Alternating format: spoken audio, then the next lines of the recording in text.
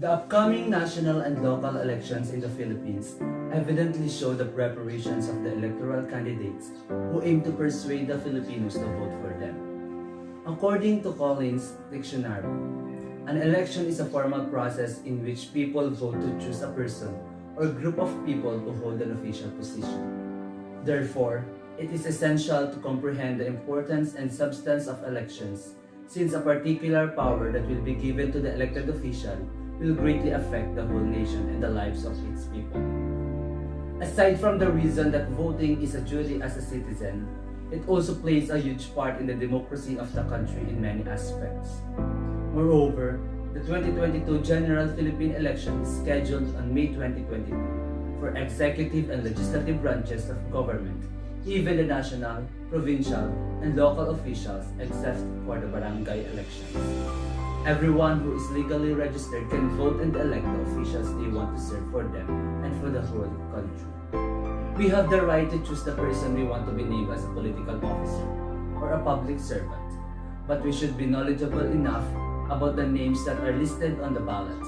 We should take information to those names and have credibility in knowing what they have done before in our country and what they will give to Filipinos. Voting and electing a competent and credible public servant is very necessary nowadays, because as we can see, politicians are just using their positions for their own sake. They're not really helping the Filipino in the country to cope with the problems that we are facing. On the other side, some are using politics as their retirement plan and don't stick to the core of public service. After making lives and being unpopular from the entertainment industry, they are now filing a candidacy to have a desired position and power in government and use this platform just to be remembered. We are surrounded by corrupt and incompetent politicians, making the whole nation and the people who reside on it suffer and feel the burden of the past, present, and future.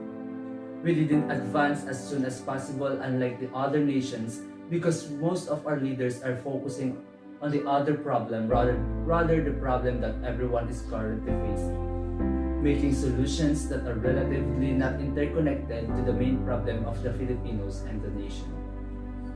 One of the names that everyone must remember in this coming election is Marcos, especially the presidential candidate Ferdinand Bongbong Marcos Jr. Bongbong Marcos is the son of the late president, dictator, and infamous Ferdinand Marcos, who ruled the Philippines for 20 years. Ferdinand Marcos seized dictatorial power on September 21, 1972, a year before his second term in office was due to expire, by placing the Philippines under martial law and make every Filipino, especially those who oppose them, experience a dreadful and unwanted life. The regime of Ferdinand Marcos belittled and killed the human rights of every Filipino people. Aside from this background, we should not let the hands of Bongbong Marcos control the political system of the Philippines, because he never acknowledges what his father has done to everyone's life. Some people argue that the fault of the father should not be inherited by the son.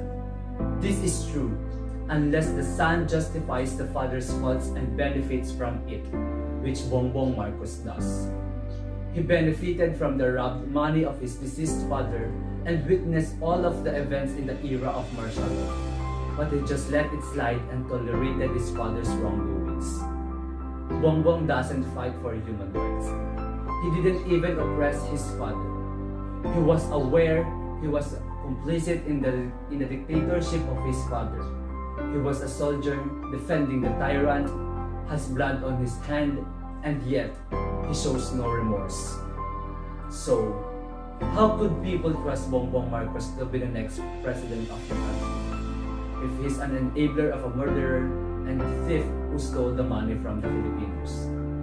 In addition, Filipinos and the Philippines don't deserve to have an outright liar leader like Marcos, because he once said in the interview with the celebrity Tony Gonzaga that his father was elected as a congressman of Ilocos Norte in 1949, not 1947, and as senator in 1959, not in 1957. He misdated the years when his father was elected. In addition, according to Rappler's writer V2M 2050, Bongbong Marcos listed on his resume the results of his overseas education, such as a Bachelor of Arts degree in Philosophy, Political Science, and Economics from Oxford University, and a Master's in Business Administration from Wharton School of the University of Pennsylvania. However, those claims are proven false. The Oxford University and Wharton School records do not show any Ferdinand Marcos Jr. in their list of graduates. It is just one of the reasons why we should not elect Bongbong Marcos this upcoming election, because he tried to fool us with his educational background. And I know more and other than that are coming. And I don't want you to be fooled by the relative of someone who made the lives of everyone miserable. He lied about his personal information, and he may lie again about where the people's money goes. Furthermore, he doesn't have a definite plan for the pandemic. He has no exact plan and priorities at this time of the pandemic.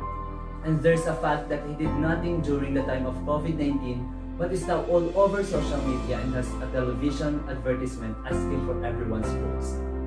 Aside from that, Rappler's writer De Leon, D. 2021 stated in his article that media members who covered the filing of the certificate of candidacy in Pasay were confused after their phones rang with an emergency alert. There are no heavy rains, earthquakes, tsunamis, or any other natural calamities. They received an advertisement about Bongbong Marcos, who's running for president this upcoming election. It makes the public confused on how the Marcos campaign was able to hijack the emergency alerts frequency. And with this, it tells one thing: he doesn't have a plan to help the Filipinos or the country. He's not interested in doing those. This upcoming 2022 General Philippine election, we should now raise our standards in choosing or electing a political candidate. We should improve our awareness of specific candidates, their policies, the advocacies they have, and their heart and core of choosing public service. Be informed of the things that the electoral candidate has done. Check their personal information, track records, or history background, because it will help us to know more about that person. We also must stop tolerating the wrongdoings of a politician, because they are the ones who will lead the country. They are the ones who will give public service to us. But with that political background and ethics, we might be helpless and experience the past. Together, let us not Bongbong Marcos and other corrupt people lead us in the country. Let us not let him change the past for the sake of his name. Stop the historical revisionism. Never forget the horror of the past, where about 34,000 were tortured, 70,000 were detained, and 3,240 were salvaged or killed without due process. The change is in our hands, thus our vote matters. You matter. Be registered and keep yourself informed. Our tomorrow is also in our action, and in every micro action, a macro effect will happen. Know the truth, and let us not forget that we need a president or a government officials that fight for human rights, have no record of corruption, no criminal history, have a sense of protection and guidance to the country and its people, open to criticism and democracy, knows to handle the country's budget for infrastructure, establishments, calamity, disaster, health, education, and more.